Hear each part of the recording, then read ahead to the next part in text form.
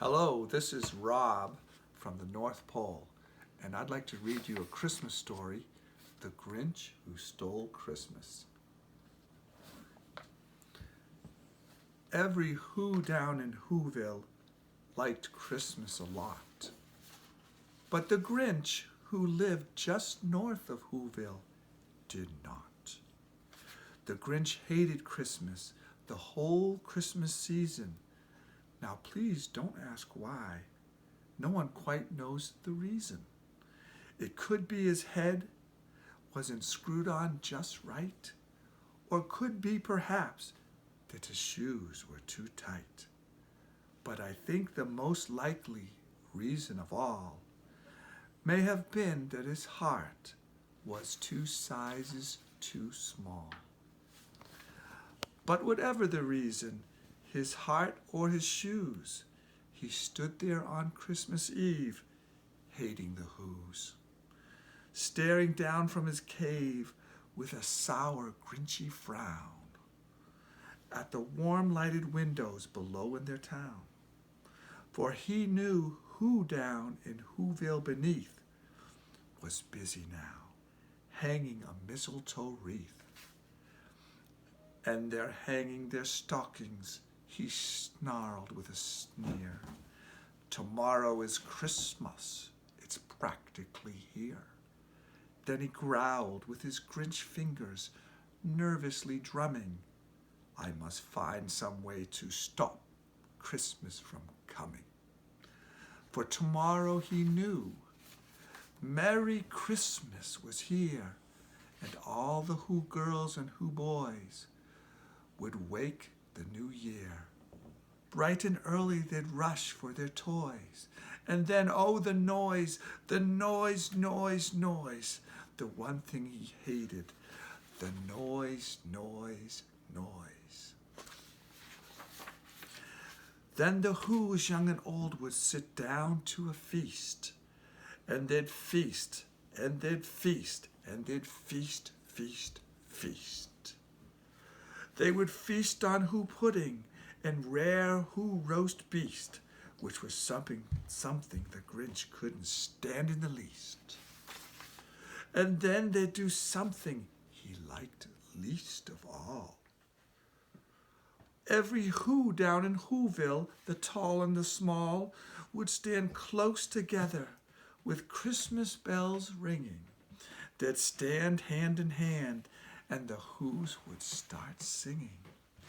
And they'd sing, and they'd sing, and they'd sing. And the more Grinch thought of this, Who Christmas sing, the more Grinch thought, I must stop this whole thing. Why, for 53 years I've put up with it now. I must stop this Christmas from coming. But how? Then he got an idea, an awful idea. The Grinch got a wonderful, awful idea. I know just what to do.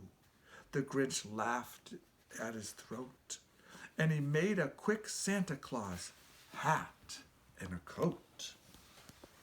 And he chuckled and clucked, what a great Grinchy trick.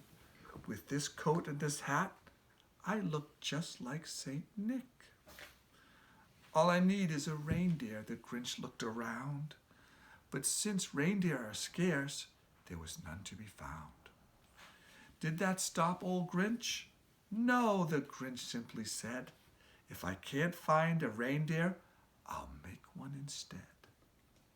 So he called on his dog Max, then looked at some red thread and tied his big horn to the top of his head.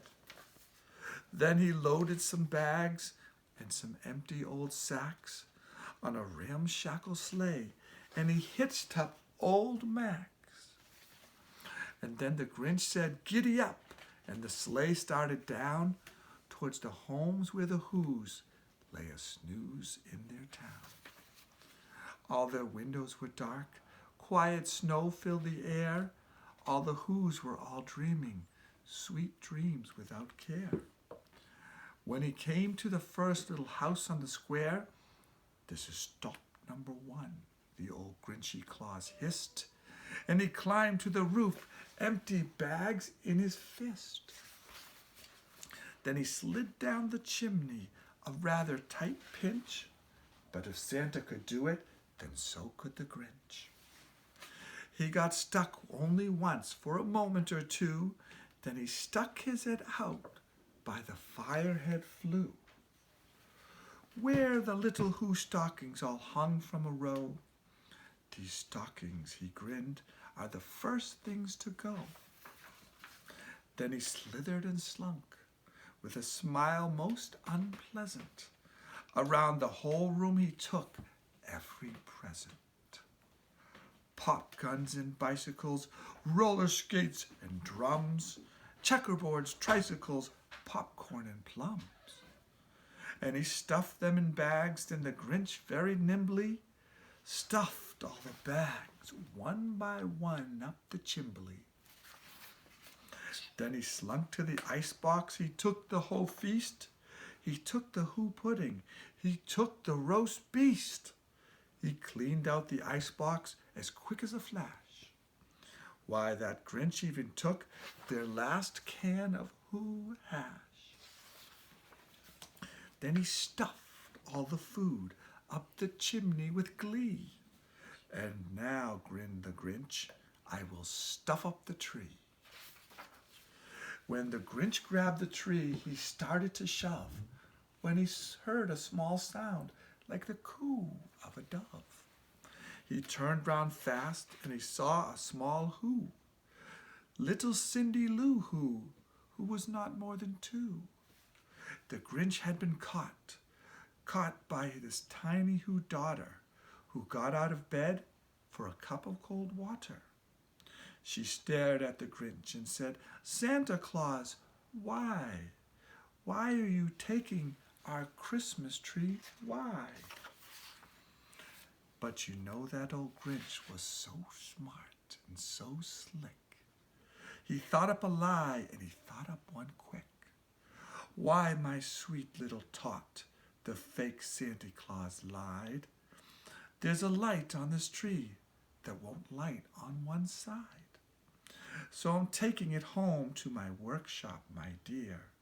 I'll fix it up there. Then I'll bring it back here. And his fib fooled the child. Then he patted her head, and he got her a drink, and he sent her to bed. And when Cindy Lou Who went to bed with her cup, he went up the chimney and stuffed the tree up.